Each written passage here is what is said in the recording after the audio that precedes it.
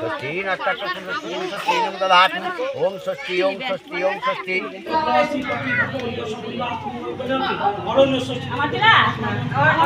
জ্যৈষ্ঠ মাসের সানন্দে পালিত হয় জামাই ষষ্ঠী।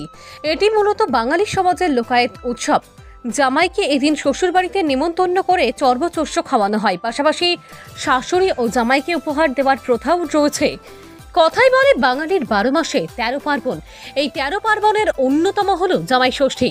ষষ্ঠী দেবীর আরাধনার পাশাপাশি এই দিনে জামাইকে আদর আপ্যায়ন করা হয়ে থাকে। বেশ কিছু বিধি আচারের মধ্যে দিয়ে প্রাচীনকাল থেকেই জামাই ষষ্ঠী পালনের রেয়াজ রয়েছে বাঙালি সমাজে। নাতি নাতনি সহ মেয়ে জামাইকে এটি নিমন্ত্রণ জানানো হয়। তারপর তাদের সামনে বসিয়ে ভুরিভোজ করান শাশুড়ি ও বাড়ির অন্য মহিলারা। ঠিক তেমনি আজকে বুধবার সকাল থেকে প্রায় দুপুর পর্যন্ত মুর্শিদাবাদ জেলার নবগ্রামের বিভিন্ন জায়গাতে এই পুজো হয়ে থাকে, যার মধ্যে তারগ্রামে এবং 5 গ্রামের হাটপাড়াতেও এই পুজো হয় ষষ্ঠীতলাতে। বাড়ির মহিলারা বাঁশের পাতা, তালের পাখা এবং নানা রকম ফল দিয়ে সাজানো বাটি, যাকে বাটর বাটি বলে থাকে, সেই বাটি নিয়ে ষষ্ঠীতলাতে এসে পুজো দেয়। সঙ্গে আবার ভোলে বাবার মাথাতেও অনেকে জল দেন। ষষ্ঠীতলার পুজো শেষ হয়ে গেলে মা দুর্গা মন্দিরেও এসে জল দেন তারা। এরপর তারা বাড়িতে এসে মাতার সন্তানকে দই হলুদের ফোঁটা দিয়ে হাতে সুতো পরিয়ে, এটাকে যাকে দাঘা বলে থাকে, সেটিকে পরিয়ে দিয়ে তালপাতার পাখার বাতাস এবং বাঁশের পাতা দিয়ে আশীর্বাদ করার পরে ষষ্ঠী তোলাতে পুজো করার নানা রকম ফল দিয়ে সাজানো বাটিটি, যেটি বাটর বাটি, সেটিকে হাতে তুলে দিয়েই মায়েদের এই ব্রত শেষ হয়।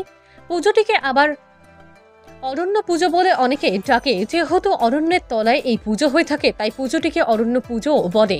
সাধারণত পুজোটি হয়ে থাকে বট ও পেকুড়ের গাছের তলায়, কিন্তু 5 গ্রামে নিম গাছের তলায় এবং তার গ্রামে খেজুর গাছ ও তাল গাছের তলাতে এই পুজো হতে দেখা যায়। পুজোকে ঘিরে সমস্ত জায়গায় বাড়ির মহিলারা উপস্থিতি যেমন ছিল, তেমনি শাশুড়ির আদর খেতে আসা জামাইদের এবং ছোট ছোট বাচ্চাদের উপস্থিতিতেই আজকে জামাই ষষ্ঠী ও অরণ্য ষষ্ঠীর পুজো শেষ হয়। নবগ্রাম থেকে বলাই প্রামাণিকের রিপোর্ট, KTN 5 গ্রাম নিউজ। হচ্ছে জামাই ষষ্ঠী, আর সব জামাই আসবে এখানে ষষ্ঠী করতে শ্বশুর বাড়ি ষষ্ঠীতে।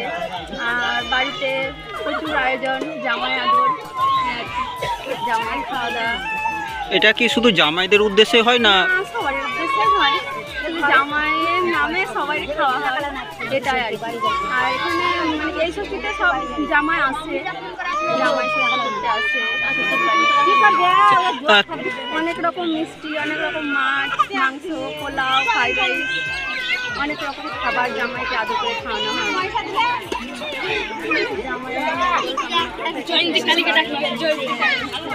ষষ্ঠীতলায় আসি, জামাই বাচ্চাদের নিয়ে আসি, ষষ্ঠী করি, পুজো দিই, হলুদের ফোঁটা দেয়, হলুদের ফোঁটা, দইয়ের ফোঁটা, আর হাতে বেঁধে দিই।